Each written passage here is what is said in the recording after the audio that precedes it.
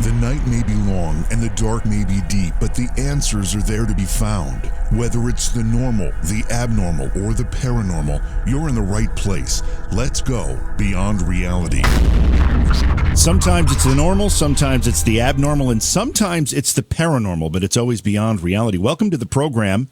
It's Beyond Reality, and I'm your host, J.V. Johnson. Thanks for being here tonight. We've got a really interesting show tonight because I like it when we delve off into pop culture topics, and we're going to do that tonight with our guest, Robert Sullivan. He's written a couple of books about cinema symbolism in movies and cinema, and we're going to talk about that. But he's also written about Freemasonry. And we're going to talk about that, too. So a lot of great topics tonight, and it's going to be an excellent conversation. Looking forward to this. I do want to take a minute and chat about what's coming up with the coronavirus. This is something that I'm trying to determine whether or not I should be concerned. Now, you all know that I have travel plans that may be affected here. I'm really concerned about that. And again, not the travel and being exposed part. I do think there are ways you can limit your susceptibility. However, I'm concerned about travel being banned. I'm planning on going to Europe, and Italy has some significant infections, and Germany is now sounding some alarm bells. I'm supposed to go to Holland and then pick up my son, and we're going to travel around Germany a little bit. And I don't know. Maybe in 3 weeks, when this is all supposed to happen, this will be done and we won't be talking about it anymore. I don't know. But I just did a quick look at what's going on, and just looking around the world, Saudi Arabia has cut travel to some of the holiest sites of Islam because of this, which is a bit of an unprecedented move. South Korea has increased penalties for people that are breaking the quarantine because South Korea has the largest number of infections outside of China. South and Central America are now increasing their efforts to identify sick people that come through airports, as they just had their first case identified in South America. The Japanese prime minister is calling for schools to be closed for weeks to lower the chance of spreading the disease. Iran has loosened restrictions on imported goods. Now, when Iran does things like this, that it's serious. Iran has also been a bit of an epicenter for this disease. So they've reduced restrictions on imported goods to allow for more medical supplies to come in. In California, here in the United States, a new case has been identified that doesn't seem to be linked to travel. That's a first here, and also something that creates some concern. Total at this point, if we can believe what the Chinese are telling us, there have been 82,000 people infected with this virus. And of those 82,000, there has been 2,800 deaths. So how deadly is this disease, this virus? It's kind of undetermined, and the numbers seem to change depending on where you are a little bit. In China, the rate of death has been about 2 to 4% of people infected with the virus have died. And most at risk seem to be the elderly, or people with heart and lung disease and other compromising conditions. Just to give you a comparison, remember the SARS epidemic? 10% of the people infected with SARS died. But SARS didn't seem to be as contagious as this coronavirus does. And, we do a comparison with the flu quite a bit, because obviously the flu is a very, very significant infection. It kills a lot of people. Something in the neighborhood of, I don't know what the figures are, 26 to 70,000 people in the United States every year. But the difference with the flu is that the number of infections is significantly higher. So therefore, the percentage of people that actually die from the flu is less than 1%. In fact, it is 0.1%, 1/10 of 1%. And of course, it does affect most of the elderly and people with compromised immune systems.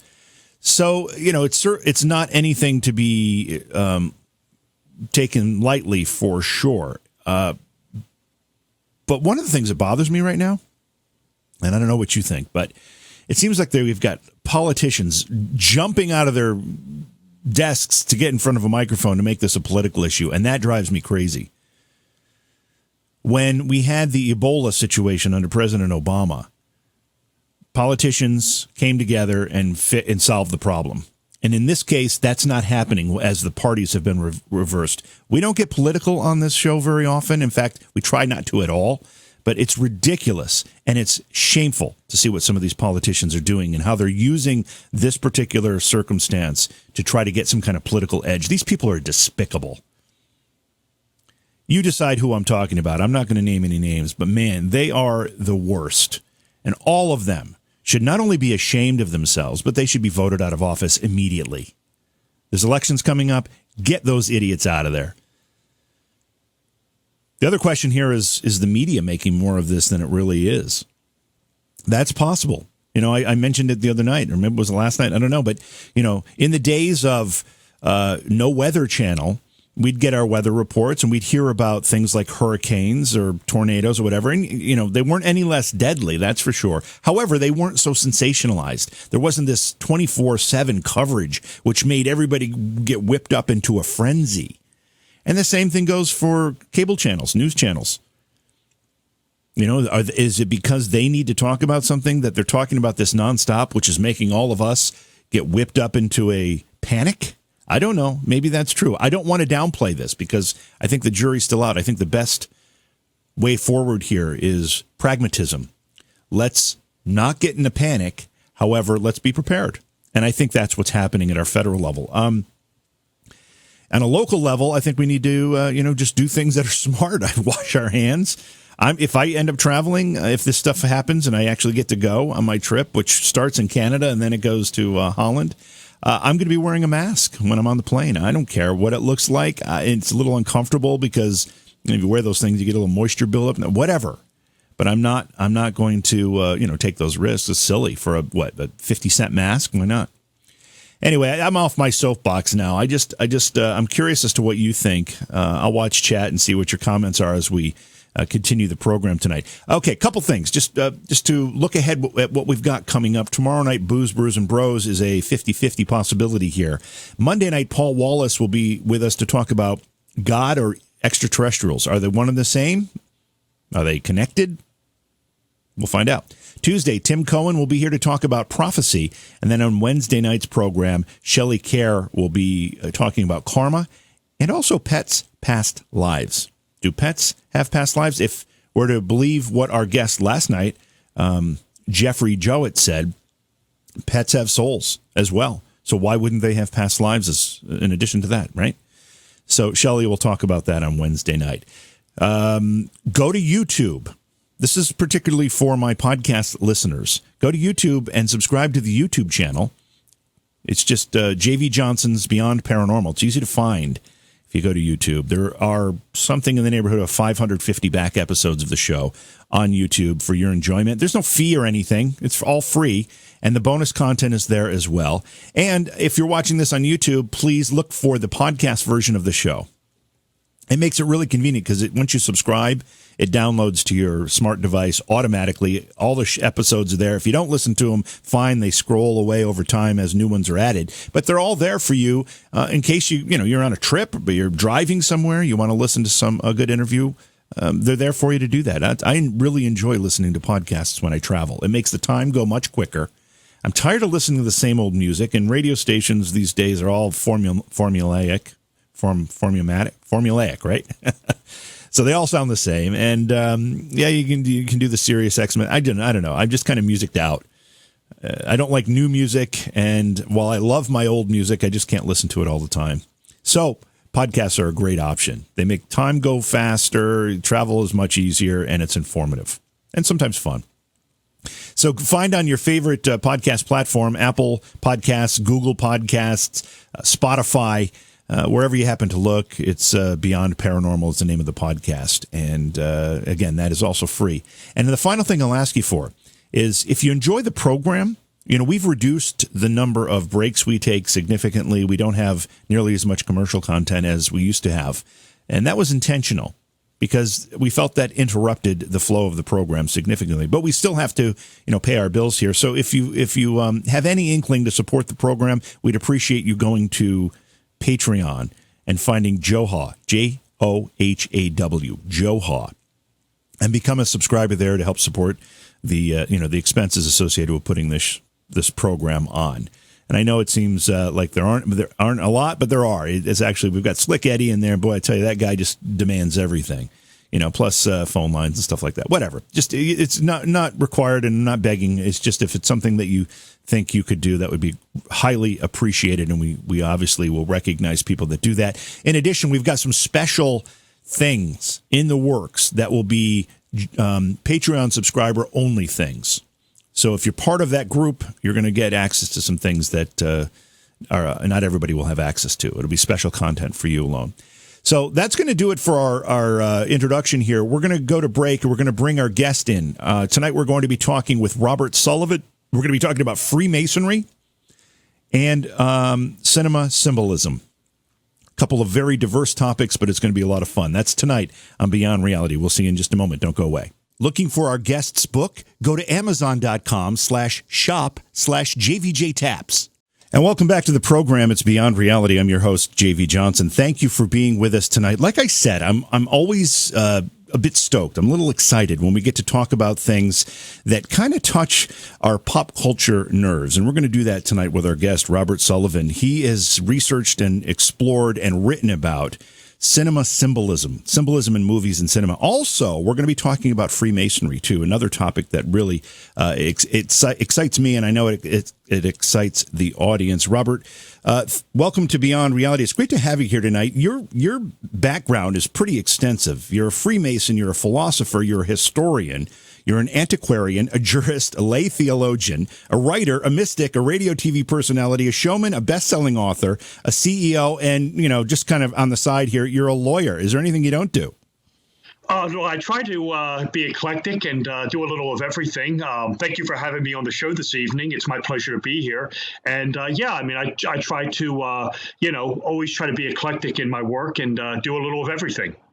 Well, you certainly have hit that objective without any problem. I want to talk about how you got started in all of this, because you have such a wide variety of interests, but they all seem to kind of connect to what we might call a historical interest. And you grew up with parents that were antique dealers, right? And that must have had something to do with your interests. Oh, absolutely. Yes, that is absolutely true. My mother and father were and still are antique dealers. And, there was a great appreciation of the past that was instilled in me, to respect the past, to study the past, and to see how it, when you study the past, to see how it guides us to the future and into the future. And it definitely piqued my curiosity. Of course, in the realm of antique dealing, some people can think it's just boring, or, it's old furniture or old beat up Oriental rugs or something like that. It can become much more interesting than that. My parents, and even myself for a while, specialized in historical artifacts, belongings, and relics associated with historical figures. This was something that was also very intriguing. It was something that I really came to appreciate, seeing the personal belonging of people like, Abraham Lincoln or JFK or people like that. So it definitely instilled in me a great appreciation of the past and history. I mean, I was a history major at Gettysburg College, so it definitely rubbed off. That I find the whole antiquing hobby to be a pretty fascinating one as well. I'm not, I don't roll my sleeves up and do it every weekend, but if I'm driving along somewhere and I see a kind of a remote antique shop, I love going in and just browsing, because that everything you're looking at has a story attached with it. These aren't just items that are old. In a lot of cases, these are items that are old but have a real history associated with them. And while that history might not be obvious, when you're looking at something, you can kind of start to imagine either how it was used or when it was used, maybe who used it, and that's what brings it to life. Absolutely. It's like a real life treasure hunt almost, because you never know what you're going to find at any given time. You could walk into an antique store or something and find something quite valuable or precious that, perhaps the owner doesn't have a great appreciation of, or doesn't know what it is, and you can purchase it, and it's like, oh my God, I just purchased some massive historical artifact or something of great significance. So it is. I mean, that's not always the case, of course, but it is like a treasure hunt in many aspects, and looking for things that you're interested in, and things that I've always enjoyed doing it, because like I said, you'd just be walking around whether it's an antique show and you turn a corner and there's something that lo and behold is something that really grabs your interest, or walking around and seeing a precious book or something that it grabs your attention again. It definitely left an impression on me. And like I said, I went to Gettysburg College and I was a history major there, and when I was at Oxford I studied history as well. So it definitely left an impression. Well, I tell you, I never forget the story. I was a young kid at the time, and I don't remember if it was in the newspaper or on the news. I don't remember how I heard the story, but I know it was circulating pretty extensively about the guy that went to like a garage sale and bought this old painting or picture or whatever it was. It was in a frame, took the frame apart, and he found an original copy of the Declaration of Independence inside. And that was always kind of like the big carrot for me. Whenever I went to a garage sale or I went to an antique shop or whatever happened, I'm always thinking, wow, where's that next treasure hidden that nobody knows about, but it's behind a panel, or it's in a box in a secret compartment, or it's behind a picture in a frame. It's those stories that kind of ignite the treasure hunter in all of us. Oh, absolutely. I have similar experiences, and so do my mother and father, of what you're saying. Nothing quite like the Declaration of Independence, but I remember years ago they were driving around at these were flea markets, or yard sales, excuse me, and they pulled it. This is just in the Baltimore area, and they pulled into a yard sale, and just leaning up against the tree was this old black and white photo, it was large. It was about probably 2 feet by 3 feet. It was huge, and it depicted about 3 to 4 Mexican men on it, wearing bandoliers and holding rifles and guns. It was a black and white photo, and they purchased it. They said, "How much do you want for this?" And the guy said, "Just give me $1 for it." And lo and behold, when they brought it home, it turned out to be a authentic photo of the Mexican revolutionary Emiliano Zapata at his wedding with his brother. And it was quite precious. Oh, it was wow. quite a rare photo. Yeah. I mean, this was $1 at a yard sale. So, yeah, I mean, you just never know what you're going to turn up at any given time. And it's the magic of history. When I talk to people and I hear people say, "Oh, history bores me," whatever, I just don't think they get it, because history created who we are. The things that happened before us that we kind of connect to have molded what we think. It molds the way we view the world, and it molds our actions. And when you ignore that, I think you're ignoring a greater part of yourself. Oh, I agree. I've always been interested in history in the past. And, this is one of the reasons that drew me to Freemasonry, because the Masonic Lodge, the Masonic institution, envelopes so much of history. I mean, not as it historical, you're dealing with philosophy and politics and pop culture and symbolism and religion. Anytime you are dealing with something like that has these deep historical roots, it definitely can affect you in the present day. And like you said, it's a study of the past is determined, is you can discover how we got to where we are, why the country is like it is in some aspects. So no, I've always treasured, history. Like I said, I was a history major, and my first book that I published, The Royal Archer of Enoch, was all about Masonic history by and large. Yeah, and that must have played a big part in your decision to go to Gettysburg College. First of all, Gettysburg is one of my favorite places in the country. But secondly, it's so steeped in history. And although, it really is connected to just one part of American history, it's such a crucial part of American history. And the Battle of Gettysburg was such a crucial part of American history. What we're talking about here is the Civil War. So that must have played a part in your decision in going to Gettysburg. Oh, absolutely. You're absolutely correct. I mean, I was on the college campus, but I mean, the minute you set foot off that college campus, I mean, you are by and large in a historical landmark of some kind, a national battlefield. I was in a fraternity house. If you went up on the roof and just looked out, at some point, you don't have to turn very far to see a monument dedicated to something, or a statue of somebody. So, like I said, I loved my time at Gettysburg, and certainly the Civil War and the battle was instrumental in just studying history in general. But it's a special place. It definitely resonates with history, no doubt about it. Yeah, I love going there. I try to get there at least once a year. Sometimes I'm there a couple times a year. It's, like I said, a favorite place. Let's talk, Rob, about your introduction to Freemasonry. At what point did you become familiar with Freemasonry as a whole, but then decide to become a Mason yourself?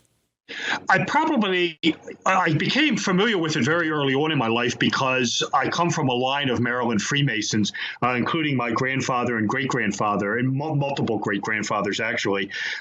So I knew about it early on in my life, and I knew that it was something that interested me because as a child growing up, I was always interested in things like the paranormal, ghosts, UFOs, cryptozoology, things like that. And anytime you're dealing with the Masons, you're dealing with arcane symbols, arcane philosophies, the occult, secret rituals, things like that. So this interested me very much. You cannot join a Masonic lodge until you're 21 years of old. Now, if your father is a Mason, you can join. I believe the age is 18. That may have dropped to 16, but it was 18 when I went through it. But my father wasn't a Mason; it skipped over him. So I had to wait till I was 21, and it really wasn't. I kind of waited for the time to present itself. Obviously, when I was 21 years old, when I actually turned 21, I was at Oxford University. I actually turned 21 overseas. And when I came back from England, I took a year off from college and I worked. And then I went back to Gettysburg. I finished off my senior year in 1994-95. And it was at this point in between when I graduated Gettysburg to when I went to law school that it was in this 1996 timeframe where this opportunity presented itself. I was, like I said, out of college and I hadn't gone to law school yet. So it was literally, I was out with dinner with my mother and father with a friend of theirs, and he was a Freemason. He had on the Masonic lapel pin, or he may have worn a ring, I can't recall. And I just, in the talk of the dinner, I mentioned to him that, I saw that he was a Mason. I expressed an interest in joining, and I said, let's do this. Let's do this right now. If I want to join, how do we get the ball rolling on this? And he said, if you're interested, and I said, I am. He said, I'll make some phone calls and I'll get you a petition to join the lodge. And sure enough, probably about a week later in the mail, I received an application. I filled it out. I sent in the filled out form with the, I think, fee, which I think was about, off the top of my head, about $150, somewhere in there. And the next thing I knew, I was receiving phone calls to be interviewed. A committee had been set up. And my petition, this would have been the summer of 1996. And eventually, somewhere in the fall of 96, my petition was voted upon. It was accepted. And I went up to the lodge in Maryland, to the Grand Lodge, and was initiated in the first degree in January of 1997. And then I received the second degree in May of 1997, and I did the third degree in September of 97. So that's how I became a Freemason, and this was something I'd always wanted to do, and I was so happy that I did it. And like I said, I've been a Mason now for, good God, 23 years. Hard to believe. Well, you've written a book about the Masons called The Royal Arch of Enoch, and we're going to talk about that. But in a more general sense, my father was a Mason late in his life. He joined. My brother-in-law is a Mason, and I've been asked to consider becoming a Mason, and I just haven't had the time to consider it too seriously. However, what is the reason someone either wants to or does become a Freemason? What's the motivation to do that? Right. Well, it's a good question. This perspective has somewhat changed over the last 25 years. Pretty much when I went through it in 23 years ago, and up until then, the primary reason that most men joined a Masonic lodge was, one, to carry on a family tradition, or two, to be part of a brotherhood, to be part of a fraternity. I was at a fraternity house at Gettysburg College, and it's always a good time. And three, community involvement, community service, forging relations with people, community leaders, people in the community who may be from a different walk of life from you. So I would say that was pretty much up until then, the motivating factors as to why people have joined. This is somewhat swayed over the last 10 to 15 years, where there has been a much more pronounced interest in esoteric teachings. Hermetic philosophy is drawing people into it. This was something that if you had mentioned in the 1990s, you would have probably have been scoffed at. And people would have looked at you kind of strangely. But, if a Mason was interviewing you and said, why did you want to join? And you said, well, I'm interested in, Hermetic philosophy. And Kabbalah or something like that, they probably would have sat back and scratched their head. Whereas today in 2020, that would probably not be as unwelcomed as it was 25 years ago. Those are primarily the reasons why people join. It is a secret society. It does use a lot of symbolic teachings. It does have esoteric and hermetic philosophies. But again, this was something that was somewhat swept under the rug pretty much until the advent of the internet, where people, got more introduced to the writings of people like Manly Palmer Hall or Albert Pike or Albert Mackey. Or Albert Churchward, he's another one, where it's definitely appealing to an esoteric sensibility in millennials that is new. Again, it was part of Masonry in its early foundations, but for various reasons was swept under the rug and suppressed. But it's now coming back to the surface, which is a good thing, I think. So does the book, your book, take a look at all of that and all of that history? Oh, absolutely. The book, The Royal Arch of Enoch, deals with a lot of philosophy, a lot of religion, a lot of history. The primary thesis of the book was to present a historical anomaly which had never hitherto had been presented, which was that in Freemasonry, in the high degree system, which was developed in Paris, France in the 1740s, 1750s, one of the rituals in particular, titled the Royal Arch of Enoch, it's the 13th degree. It's something known as the Rite of Perfection. It survives to this day in the Scottish Rite as the 13th degree. It's in the York Rite as the 7th degree. And this ritual, as it is being developed, was including or incorporating elements of one Enoch, or the Book of Enoch, which is a historical anomaly because one Enoch was lost to history, lost to Western civilization from about the 2nd, 3rd centuries up until 1773, when a Freemason actually, named James Bruce, returned from Ethiopia to Europe with 3 copies of it. And even at that point in time, those copies weren't translated into English until 1821. Yet this Masonic high-degree ritual that developed in the 1740s, 1750s was incorporating elements of one Enoch, which should not have been happening. So the thesis is that someone else out there, someone in Europe, likely had a copy of this thing, which was being used to cultivate these high degrees, specifically this one ritual in particular.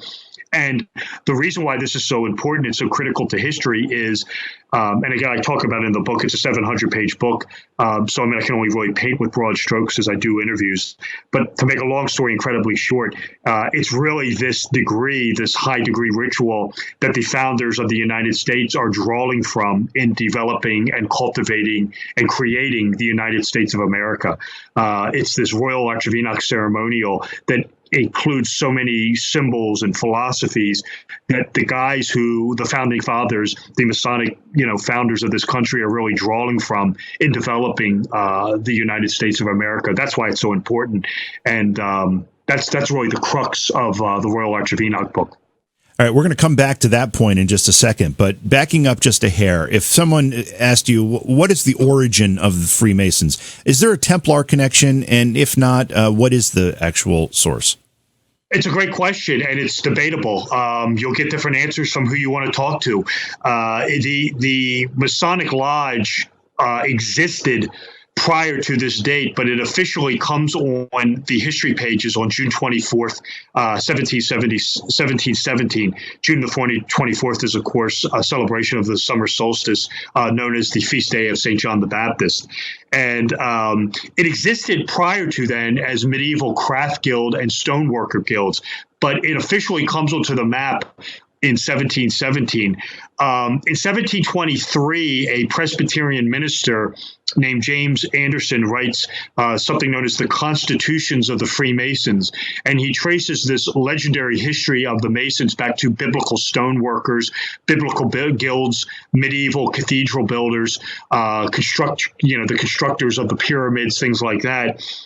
And this philosophy holds up until 1737, when a very eccentric individual named Andrew Michael de Chevalier Ramsay, who is a English Catholic, he's a supporter of the Jacobite cause, publishes his oration in 1737, and he breaks from Anderson. And he says in the history of the Masons, and this is where the whole Templar thing comes into it, Ramsey says, I don't dispute what Anderson is saying about the medieval, stoneworking guilds, things like that. He said, but the origins of the Freemasons lie with this Roman Catholic set of warrior monks known as the Knights Templar. And that essentially, while the Templars were in the Holy Land, they interacted with these remnants of the ancient mystery schools, the Egyptian mysteries, the mysteries of Osiris, the mysteries of Mithras, Pythagoreanism, Sufism, and they transported these mystical philosophies back to Europe. And these philosophies were later incorporated into speculative and operative Freemasonry. So Ramsey is the guy who breaks from Anderson and ejects this Roman Catholic Knights Templar mythology into Freemasonry. Give us an idea of instances whereby the founders drew from Masonic rites and ideas in the framing of the country. There's got to be a few that you can point to. Of course. Right off the top of my head, the easiest one is the triple division of government in the United States Constitution. The division of government between a executive, a legislative branch, and a judicial branch comes straight from Blue Lodge Freemasonry, where the Blue Lodge, this is the local lodge. When I say Blue Lodge, I'm referring to the local lodge unit, is triple divided between a worshipful master and two wardens. One warden sits in the west as the setting sun. That's the senior warden, and the other, that's the senior warden, I believe.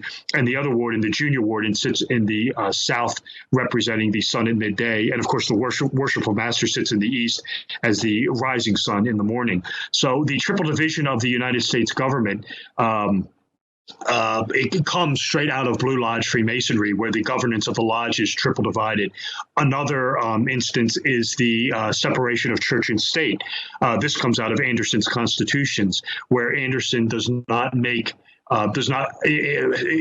not enforce a religious requirement to join the Masonic Lodge. Essentially, you have to believe in a supreme being.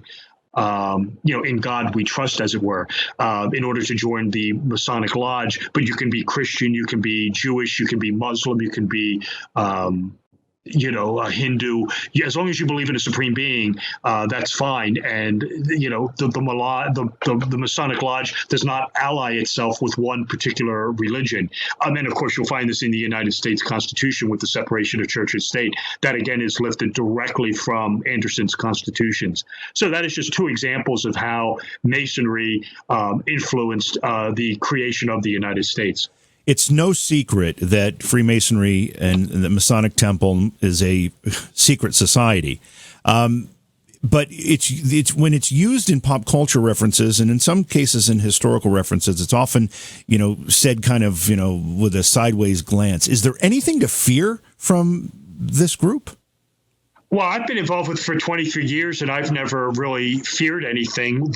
There are a vast amount of conspiracies that continue to swirl around it to this day. Some of them are, most of them, not all of them, but a lot of them are based in reality.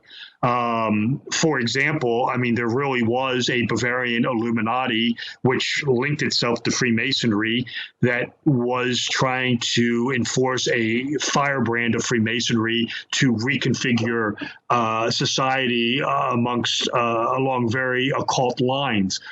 Some of these theories and theologies actually survive today in Freemasonry, especially in the higher degrees. And then, of course, you had in the United States, after the founding of the country, you had many men who were Masons, were involved with Freemasonry, who were using the Masonic Lodge to cross party lines, to use Freemasonry as a political tool, as it were, to end rancor amongst Jeffersonian Republicans and the Federalists. So they were sort of working behind the scenes of government to enforce policy. But the problem was, this was all done, like I said, behind the scenes. There was no daylight. And this was eventually exposed in the 1820s by something known as the William Morgan Affair, where essentially it became known to Americans that there was this Masonic cabal working in the government, creating policy unbeknownst to them.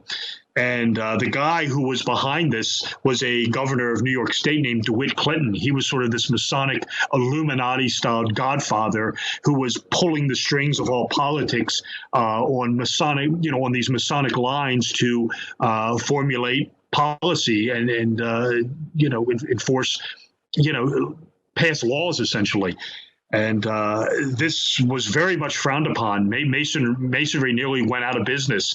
There was a huge backlash against Freemasonry in the 1820s and 1830s because of this. Masonry ultimately survived it because the seventh president of the United States, a man named Andrew Jackson, refused to cave into it. But one of the consequences of this was that Masonry had to distance itself from any sort of esoteric principles or philosophies. It essentially emerged as a fraternal order that helped widows and orphans. Any talk or any notion of esoteric philosophy or anything like that was distant. It was, like I said earlier, kind of swept under the rug because it was already frowned upon, and it was beginning to look like this was some sort of, almost black magic cabal, as it were. And it was really this philosophy that carried Blue Lodge Freemasonry through the 19th century, even through most of the 20th century. And it really has been with the advent of the internet where there has been this great revival in the esoteric philosophies of the Masonic Blue Lodge. But essentially, to answer the question, a lot of the conspiracies that swirl around Freemasonry, not all of them, but a lot of them can be found, in history, do have historical precedent. So it's not unreasonable for people to think this way. Unfortunately, most of this has been completely curtailed. I mean, the Masons are nowhere near as powerful as they once were. And people see things like they see the architecture of Washington, D.C., which was all designed and laid out by Freemasons. And they see this as this evidence of this vast conspiracy where it was essentially the country was being crafted around Masonic Lodge teachings because it was a rejection of European monarchy and the Vatican. So where are we going to, when the Masons essentially were founding this country, I'll just leave it at this. It was sort of the thing is, well, we knew what we didn't want. We didn't want a European monarchy and we didn't want a Vatican-style organization. So what organization, did these guys all belong to that promoted democracy, that was egalitarian? It's the Masonic Lodge. So when these guys were formulating this nation, it's like, oh, well, let's just turn to the Blue Lodge. Let's just turn to Masonry and just use the symbols and teachings and philosophies and tenets of Masonry to essentially craft the nation around. That's really what happened. I've already recognized that we made a mistake here by not scheduling you for two different nights, one to talk about Freemasonry and the other to talk about the symbolism. So we're going to have you back because this discussion about Masonry is really, really quite fascinating. It's very timely as well. One more question about Masonry, though, and then we're going to take a break and we'll come back and we'll start talking about your other books related to symbolism. There's always rumors and conspiracy ideas surrounding Freemasonry that there's vast treasures hidden away in secret places. One of those places might be Oak Island. Any truth in your research to any of those ideas? Absolutely true. This is documented in a Masonic ritual, and this is the subject matter of my book. In the Masonic ritual, in the 13th degree, this is the Royal Arch of Enoch ceremony. The ritual revolves around and this is a bit of a long-winded answer, but I'll try to condense it as short as I can. Yeah, that's right. Yeah, in the Blue Lodge, this is the first 3 degrees of Masonry. The 3rd degree ritual involves the construction of Solomon's temple, the first temple to God. A guy by the name of Hiram Abiff is the architect, and he possesses something known as the name of God, which is called the Tetragrammaton.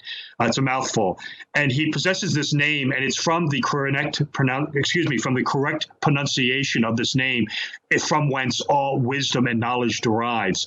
He is murdered because he refuses to give up this name. 3 fellow crafts seek to extract the name from him, and he says, "Well, I'll tell it to you once the temple's complete."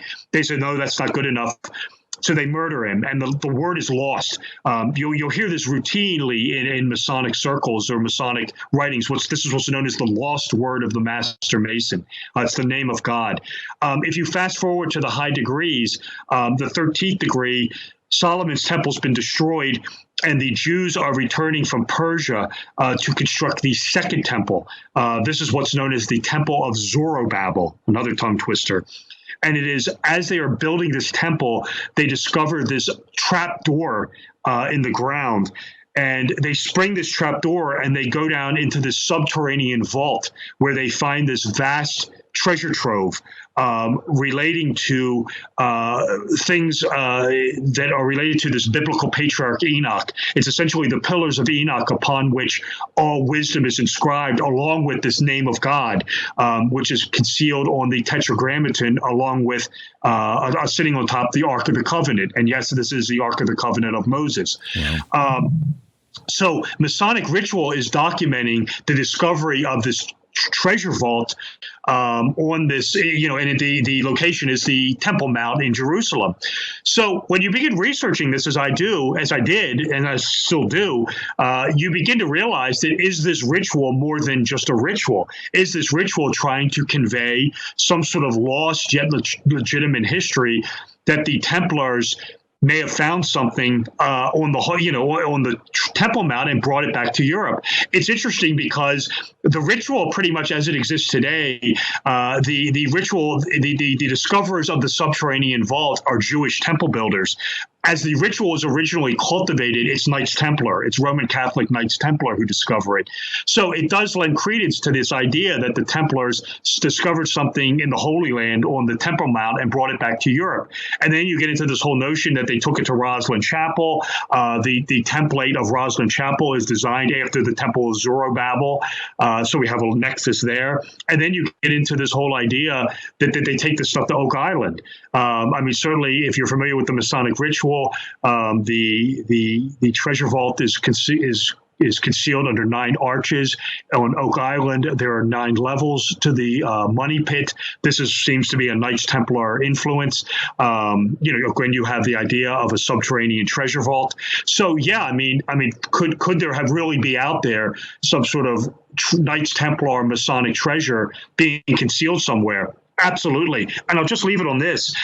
If you're interested in this subject matter, what I'm just talking about, this is actually the subject, this Masonic ritual is the subject of a movie. And this is one of the movies that got me involved with all this. It's National Treasure with Nicolas Cage. What's the plot of the movie? It's the discovery and restoration of this Knights Templar treasure vault in a subterranean, underground. In the movie, they place it in New York City, which is, beneath the Holy Ground, beneath the church in New York City. And this is a direct reference to who else but DeWitt Clinton, who was this high-degree Royal Arch Grand Master, to which, is documented in this Masonic rite. So absolutely, there could be some sort of Masonic Knight Templar treasure out there. The more you look at it, the more, when you understand this ritual, it becomes apparent that this ritual is more than just that. It seems to be documenting some lost history of some kind. Well, okay, so I can't resist that bait because I'm a real fanatic about the whole Oak Island story. And you've just given me some information that I wasn't aware of, talking about the 9 platforms, et cetera. But the other thing that kind of obviously seems to be a direct reference, if in fact it's true, but it sure seems to be on the surface, is the swamp on Oak Island has that pyramid shape with what looks to be like an eye at the top, like you'd see on the back of a $1 bill. Is that something that you've noticed as well? You seem to have looked into this too. Yeah, I've never really examined it in the context of Oak Island. The symbol, the truncated pyramid with the all-seeing eye, this is a Masonic emblem going back since time immemorial.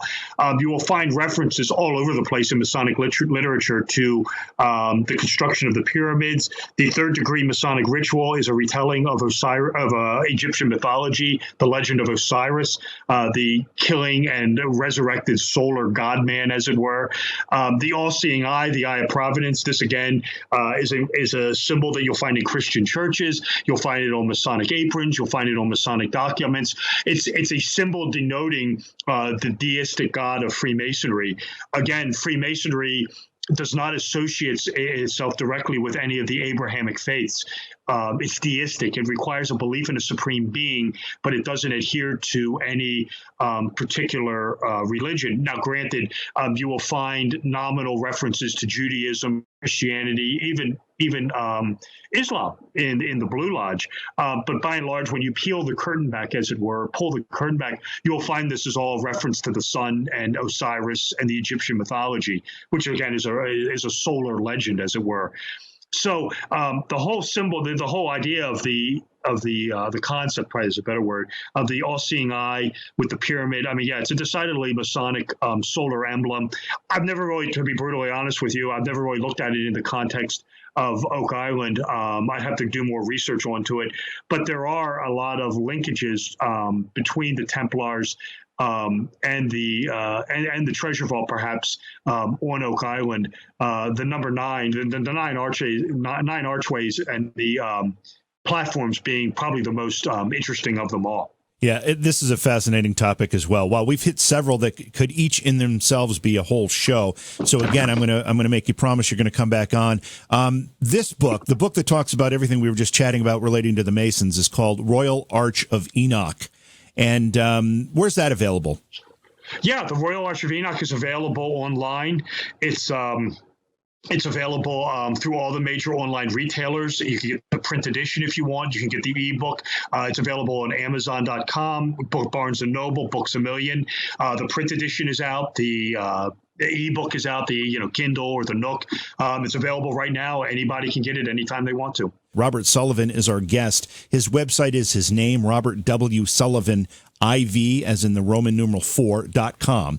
Many books to his credit, including The Royal Arch of Enoch and Cinema Symbolism, and also Cinema Symbolism 2. That's what we're going to talk about right now with Rob. Rob, you've got a third one on the way. Am I correct in reading that? Yes, Cinema Symbolism 3 is complete. It is probably will come out likely the end of summer, early autumn of 2020, but the book is done. I'm just going through it now, making sure everything's in order with it, making sure everything's I like with it, make sure I like it. But that book should be out. Cinema Symbolism 3 is done. That will be out. I'm anticipating a late summer, early autumn 2020 release for that one. Now, this is a pretty cool topic, too. You had mentioned in our previous segment talking about the Masons that one of the things that got you into this was the connections between the Masonic legends, if you will, and a movie called National Treasure. Is that how you developed an interest in this whole topic? That's one of them. That was a seminal one, was the National Treasure movie. I remember seeing that and be like, wow, that's the Masonic ritual. I mean, there it is. There's the Royal Arch of Enoch ritual. It probably started earlier on. I say probably. It did start earlier on.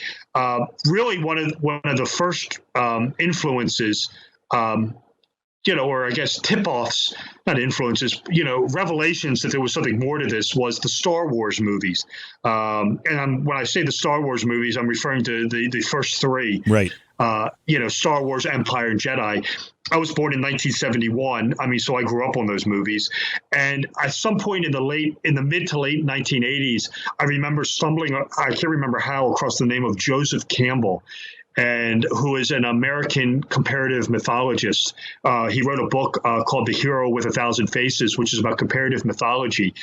And somewhere along the line, right in that time frame, I learned that Lucas had essentially based those movies on this book. And that Campbell had discussed that in mythology proper, there were these elements that always reoccurred. They were archetypal. They always turned up in one form or fashion. And I got a hold of the book, and you start reading it. It's like, oh my God! There's Obi-Wan Kenobi. There's the lightsaber. There's the Dark Lord figure, Darth Vader.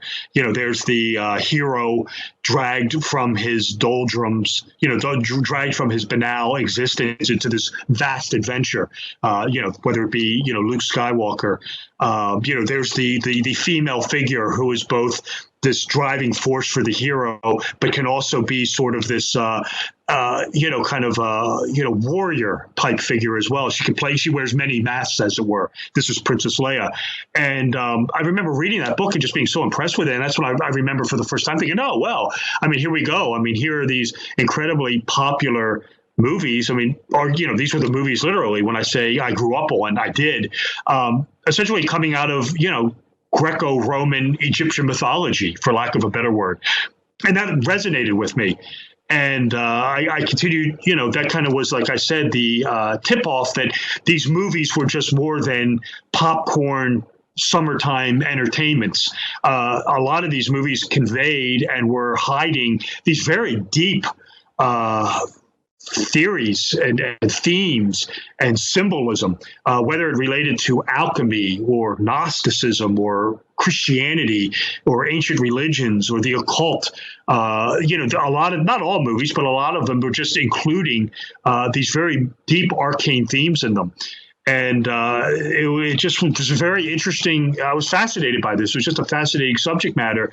And it really wasn't until the late 1990s, probably the early 2000s, with the National Treasure movie, I think came out in 03 and 04. And then at the end of the turn of the last century, at the end of the 1990s, we were, and I don't know if this is psychological, it must be, there was this string of Gnostic movies just dealing with awakening to consciousness that came out. I guess the one that was probably the one that everyone knows was the first Matrix movie. I mean, but you had movies such as Fight Club and Existenz is another one, and even Vanilla Sky, movies like Donnie Darko, just these very deep Gnostic films. And this was sort of the catalyst that started me, delving into really the deeper meanings of these films, along with National Treasure. What's the intention here? Is this just a coincidence on the part of the filmmakers? Do they just see, interesting things and incorporate them into their films? Or is there something more deliberate about this? Well, it depends. It depends on the sophistication of the filmmaker.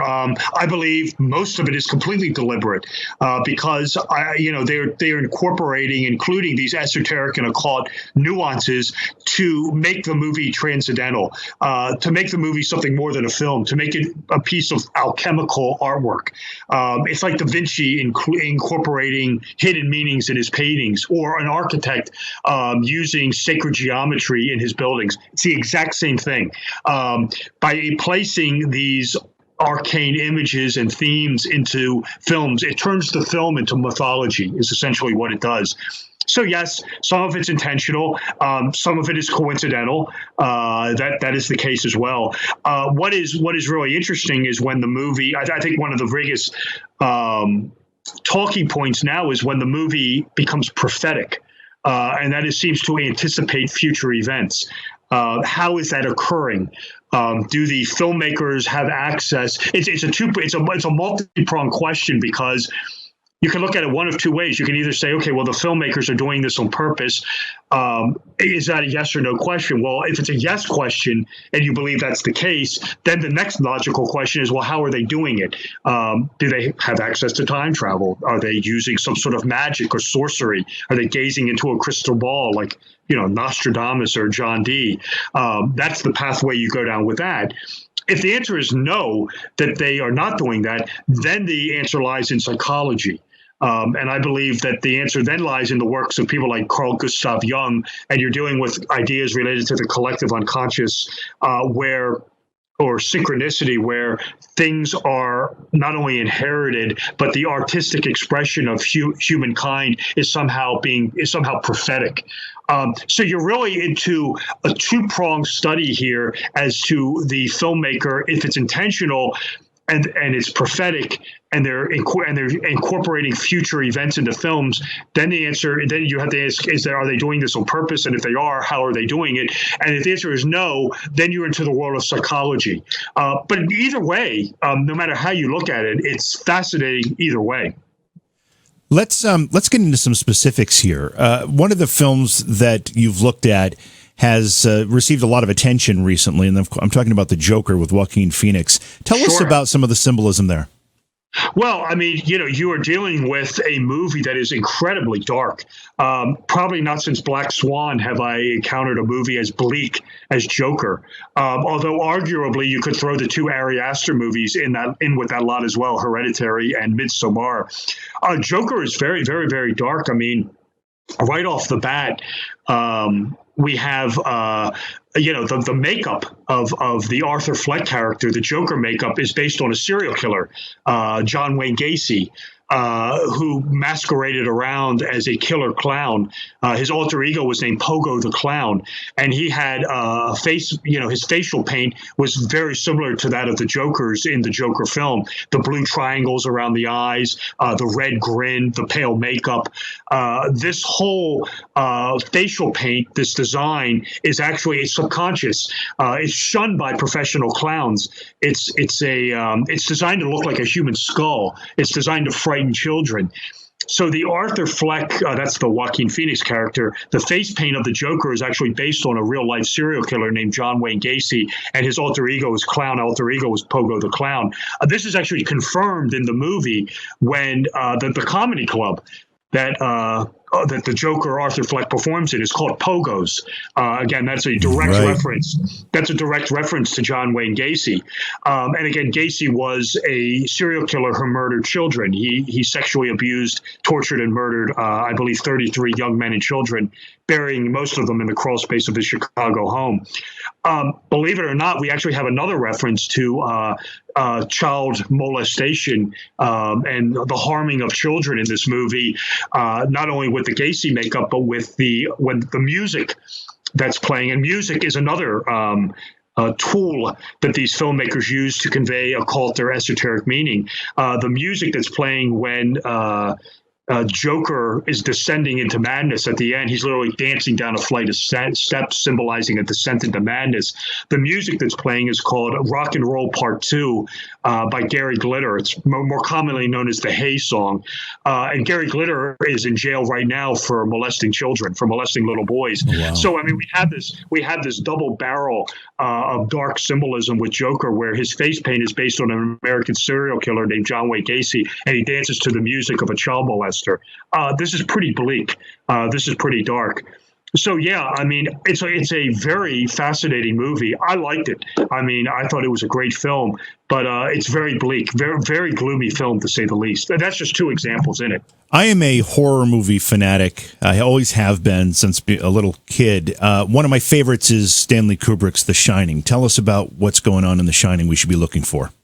Yeah, well, I'll say this to you. If you're a horror buff like I am, and I am as well, if you haven't seen the movies of Ari Aster yet, Hereditary and Midsommar, do yourself a favor and check those things out. Those things are overloaded with all kind of stuff. Kubrick, The Shining with Kubrick is another one of my all-time favorites. And yeah, I mean, Kubrick really overloads The Shining with a lot of repetition. He repeats numbers. A lot of the characters say things back to each other. This is a movie that I've analyzed in both the books because there's so much going on in it. And what he does by using repetition, he is conveying to your subconscious mind that the Overlook Hotel is essentially an Ouroboros. It's essentially a snake that forever bites its tail. It's an endless cycle of reincarnation. That's all it does is reincarnate, whether it's Delbert Grady, Charles Grady, Jack Torrance. It's this endless cycle of reincarnation where it's a murder after another after another. So to convey this notion that the Overlook Hotel just repeats itself, he bombards you with repetitive devices all over the place. I mean, so for example, he uses the number 12 all over the place in this. So for example, there are 2 times put on the screen.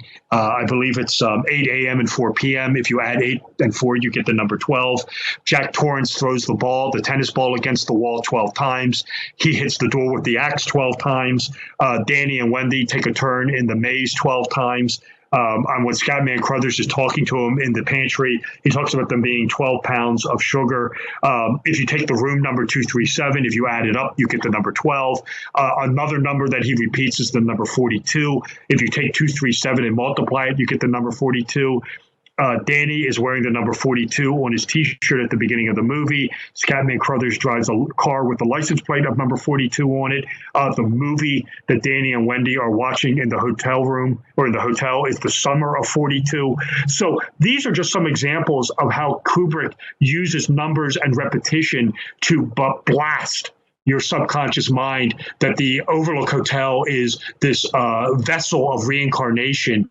It's an Ouroboros. It's something that forever goes round and round over and over again, denoting this murderous cycle going on inside of it. It's a great movie. There are other themes going on in it. There's a struggle between, there's an entire subtext of the struggle of Native Americans versus European invasion, where the Overlook is representing sort of the dark side of America, sort of the eradication of the American Indians at the expense of white colonization. I mean, we're told that the Overlook, as sort of the dark side of America, is built on an American Indian ground. So, of course, it's, the idea is that European nations essentially buried Native Americans. He says that, all the best people in America, the movie stars, the politicians, come here, so it's all opulent. And this struggle is seen, of course, in the Weapons of Choice by Wendy and Jack, where Jack wields the axe of the Indians, the tomahawk, and of course, Wendy wields the baseball bat, representing the great American pastime of baseball. So you have this entire interplay going on of Native American versus European colonization going on as well in a film, in The Shining as well. I'm just scratching the surface with it. I analyze it in both books. It's seemingly The Shining is one of those movies it never seems to end, just because there's so much going on inside of it. It's not just The Shining too. It's Kubrick himself. He seems to be at the center of these types of things with all of his work, or a lot of it anyway. Absolutely. Kubrick does some things that is there's some very strange things going on with Kubrick. I mean, not only do you have the one movie that, I talk about as well, is of course is the Eyes Wide Shut movie. Of course, this is his little Illuminati magnum opus. There's a lot going on inside of Eyes Wide Shut. I talk about that movie in Cinema Symbolism too. But the one movie that just floored me, and I talk about it in Cinema Symbolism 3, and it's just really uncanny. How much the movie seems to anticipate the rest of Kubrick's career was a movie I believe that he made in 1962-63. It's a movie called Lolita, and it stars Peter Sellers in it. If you watch Lolita, you will see that movie seems to anticipate the rest of Kubrick's career. I mean, you'll find elements of Clockwork Orange in it. You'll find all sorts of references to a Full Metal Jacket, to The Shining, to Barry Lyndon. There's all sorts of little nuances, and it's almost like Kubrick knew his future almost, that inside Lolita he seems to reference all his future films. I don't know how he did it, if it's all coincidence, but it's really an amazing study. And then you get into the whole thing with Kubrick, with this whole nexus to NASA, which is documented. Did Kubrick film the guys jumping around on the moon stage? Well, the theory is that NASA saw, this isn't a conspiracy theory. NASA saw his work with Strangelove and 2001. So he came to them and asked them whether they went to the moon or not is debatable, but that he used, the theory is that they actually went to the moon, that Armstrong and Aldrin went to the moon, but they couldn't film there.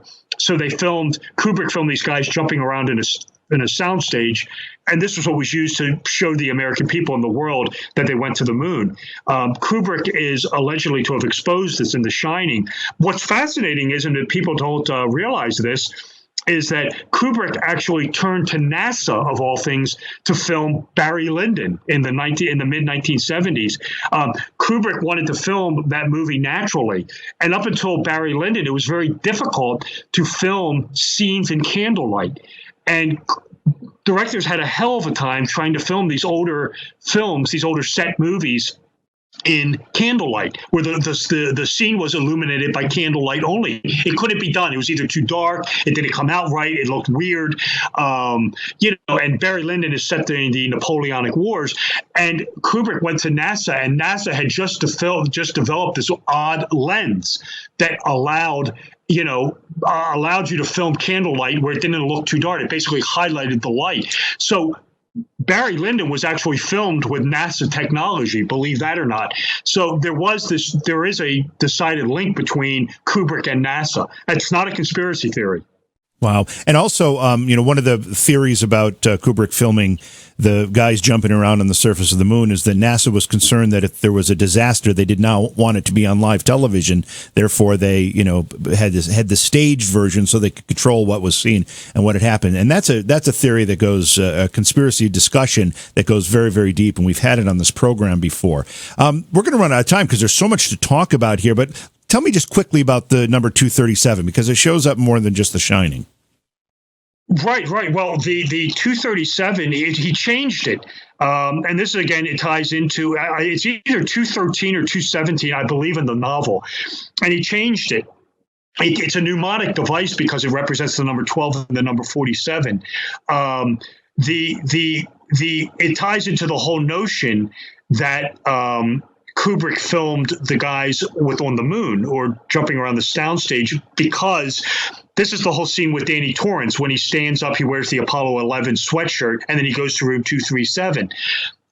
In the late 1970s, the moon was 237,000 miles from Earth. So the idea is that Kubrick, by changing the room number, by showing Danny with the Apollo 11 rocket on his sweater, goes to the moon. He goes 237 to the moon. That's what Kubrick is, trying to tell you, that he filmed the moon footage. The number has an origin in another movie that came out a few years earlier that actually has a nexus to The Shining. Believe it or not, I believe the film came out in 1977. It might have been 78. It's a movie by Dario Argento called Suspiria. Yeah. It's a great film. And if you watch that movie, believe it or not, when Susie Bannion, this is the protagonist, this is the Jessica Harper character, arrives in Germany from New York, you'll get a glimpse of the flight board at the airport, and she arrives from New York on flight 237 of all things. And the nexus to The Shining is, the contextual nexus is, she goes to this dance academy where she ultimately uncovers this coven of witches, this diabolical coven of witches, hiding kind of in plain sight. And it's ruled over by this very ugly, sort of deformed witch named Helena Marcos at the end.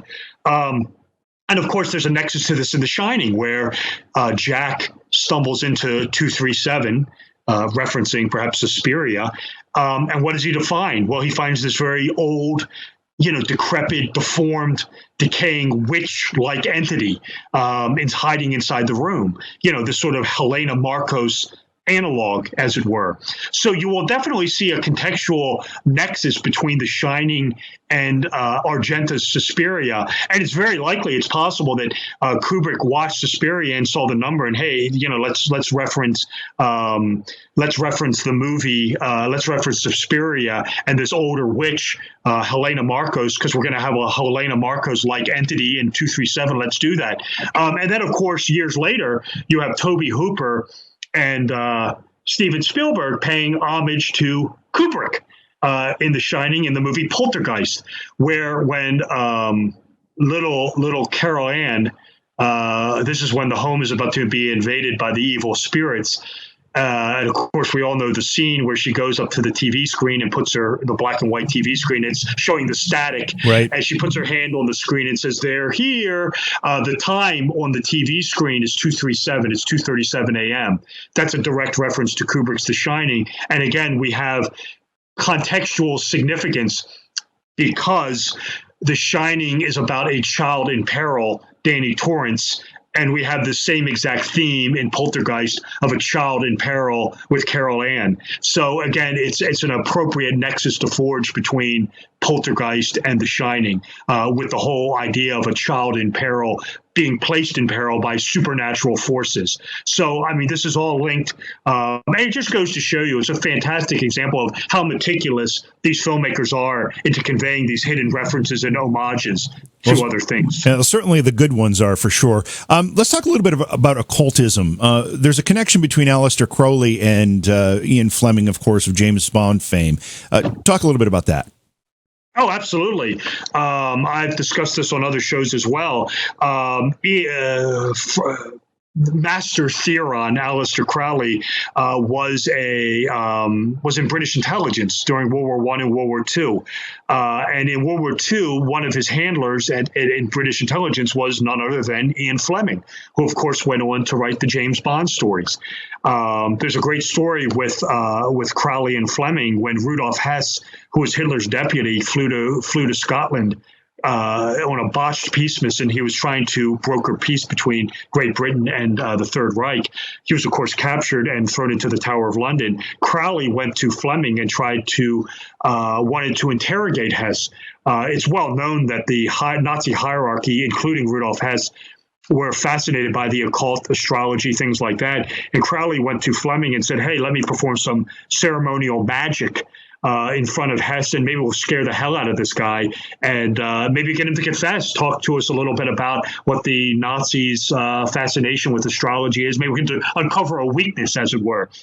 And Fleming thought it was a great idea, and apparently went to Churchill with it, where it was eventually voted down. It was eventually never happened. Some people say it did, but mainstream history say it never happened.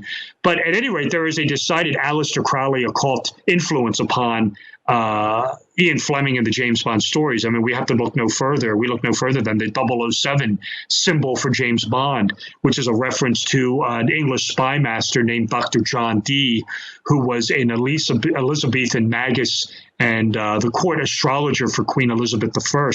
He was involved with a spy ring to keep Queen Elizabeth I safe from the Jesuits and extreme Roman Catholic sympathizers. And he worked in secret with people like Sir Francis Walsingham, Sir Francis Drake, Walter Riley, Edward Kelly, Giordano Bruno, to sort of develop what I call a Rosicrucian spy ring to keep Queen Elizabeth I safe. And whenever Dee would sign a correspondence indicating, an espionage correspondence, he would sign it 007 or 007. And the sigil was supposed to be eyeglasses. It was two circles with a line over it and then a line down the side. It was designed to look like spy glasses or eyeglasses, symbolizing that he was her eyes in the field or that the correspondence was for her eyes only. And of course, this was taken up by Fleming when he developed James Bond, to use the symbol of John Dee, this very early Elizabethan spy master. So, of course, James Bond is 007, referencing John Dee, Queen Elizabeth, one of Queen Elizabeth's first spy masters. And again, when we get into the works of Fleming with James Bond, I mean, we have the voodoo storyline in Live and Let Die. I mean, we have alchemy and Goldfinger. We have the Hermes Trismegistus-like wizard in M. I mean, you have the whole idea of the unification of the male and female, the Rosicrucian alchemical wedding, the unification of the sun and moon, where it's Bond and the Bond girl. They unify sexually. They form this union. This equips Bond spiritually to go on and defeat, this Illuminati-like supervillain, whether it be Ernst Stavro Blofeld, Goldfinger, Scaramanga, Drax, Dr. No, insert whoever you want.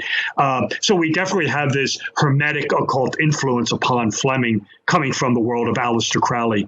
Irrefutable, no doubt about it. This is amazing stuff. We're going to have time for one more, and I want to talk about the foreshadowing of 9/11. You say that appears in a few films. Where's it most? Where's it show up? Oh, yeah. I mean, and what's amazing about it is it shows up right before the event. And I mean, not only that, it's synchronized chronologically. Probably the most infamous one is the one in the Matrix movie where Neo Anderson's, this is Keanu Reeves, his passport expires on September 11th, 2001. And what's really kind of disturbing about that is the whole Matrix movie is about sort of the death of the old age, awakening to consciousness. Many people have equated the 9/11 event of 01, linking the death of the old age of Pisces to the coming new age of Aquarius. This is a theme that's hinted at in the Matrix movie.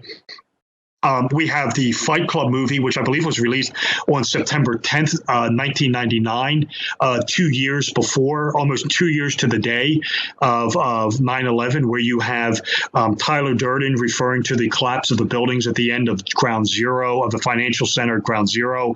You have the reference to Operation Latte Thunder, which is the destruction of the Sphere, which they blow up, which the Space Monkeys blow up. This is, of course, something you'll find in the World Trade Center Plaza, which was eventually destroyed on 9/11.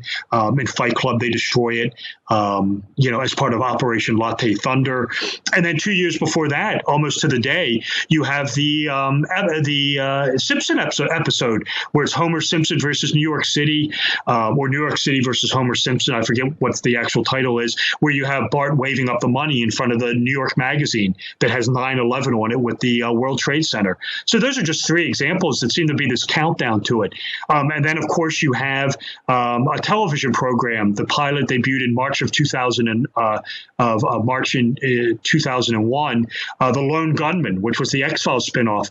And the pilot episode involved the hijackers taking over commercial airliners and crashing them into the World Trade Centers. This was a few months beforehand. And then another one is the Patriot movie. That's always an interesting one with Mel Gibson, where at the very beginning of the movie, this was the summer of 2000, he is carving a chair. And this is, again, at the very beginning of the movie. I think the opening credits are rolling. And he takes the chair and he weighs it. And he says the chair weighs 9 pounds, 11 ounces, 9/11. And then he sits in it and it crashes. It comes crashing down. So we have this lead up with all these little 9/11 references. Those are just a couple of them. There's more that seem to be counting down to the 9/11 event. It's very disturbing. It's very uncanny. I don't think it can be explained. Yeah, it certainly is a little unsettling. I said that was going to be the last one, but I can't resist this. Again, from one horror fan to another. Tell me a little bit about The Exorcist. You said some of this shows up there as well. Well, yeah, I mean, The Exorcist by William Peter Blatty. You get, that's overloaded with esoteric symbolism and themes. You have a very deep theme between light and dark, hot and cold, where the movie starts in the heat of the desert, ends in the frigid cold. Again, this is light and dark. The death of the sun, the advent of winter. This all has to do with the movement of the sun, where it's strong in the summertime into death in the winter. When the demon comes out. It's frigid cold. This is death. This is the death of the sun. You have this hinted at in The Exorcist, where it starts in the heat of the desert, and then when we get to Georgetown, the trick-or-treaters run by the little girl, by the actress. This is the Ellen Burstyn character. This is Chris McNeil. That's, of course, identifying the day of Halloween. And, of course, Halloween is the midway point between the autumn equinox and the winter solstice, when the sun is weakened and darkness is exalted. Hence, the demon, darkness, is allowed to wreak havoc in Georgetown and terrorize the little girl. Since the sun, light is in death and decay, darkness is exalted. Hence, evil is given license to run freely. We see this exact same thing in the Shining movie. Kubrick uses the same mnemonic or the same occult device, where the Torrance family, when Jack is being interviewed for the job, the guy Ullman says, well, the operating hours of the hotel are from, I believe it's around the beginning of May to October 30th. So we know that the day the Torrance family is arriving, this is when all the staff is packing up and leaving, is Halloween. And again, it's the psychological reference to the idea of the sun going into darkness, going into decay, winter is coming, death is dead, the light is dead, hence all the ghosts can come out and wreak havoc in the Overlook Hotel. It's psychological. It has to do with the movement of the sun through the seasons. It's the ecliptic. It's a microcosm of the macrocosm. And again, these filmmakers know how to do this, so they play on it very adroitly. The whole idea of the light, the death of the sun, hence the exaltation of darkness when all hell can break loose. Ari Aster uses this exact same thing in Midsommar. Same occult theme. This is amazing stuff. The books are available now. There's a third one coming out. Again, Cinema Symbolism 2. 3 is on the way. And once again, let folks know where they can get a hold of them, Rob. Yeah, absolutely, JV. Well, thank you for having me on the show tonight. It was my pleasure to be here. I thought it was terrific, and I definitely will come back for a round two. The easiest way to find me and find the books is just go to my website. My website is my name. My name is Robert W. Sullivan IV. So my website is just that. It's Robert W. Sullivan IV, the letter IV for the fourth.com. Links to purchase the books. They're on all the major online retailers. Information about me, information about upcoming shows I'm going to be on, links to follow me on social media, Twitter. I have a Facebook fan page. The site is very easy to navigate. Again, www.robertwsullivan.iv.com. All the books are out now. You can get them in the Kindle or ebook form or the print edition if you want that instead. www.robertwsullivan.iv.com. Terrific, and I will take you up on having you back because we only scratched the surface on both of the topics that we were exploring tonight. So thank you again, and we will have you back soon, Robert. Well, thank you again for having me on. I thought the show was terrific, and I look forward to returning. Thank you. All right, we're going to take a break. When we come back, we'll wrap things up. It's Beyond Reality.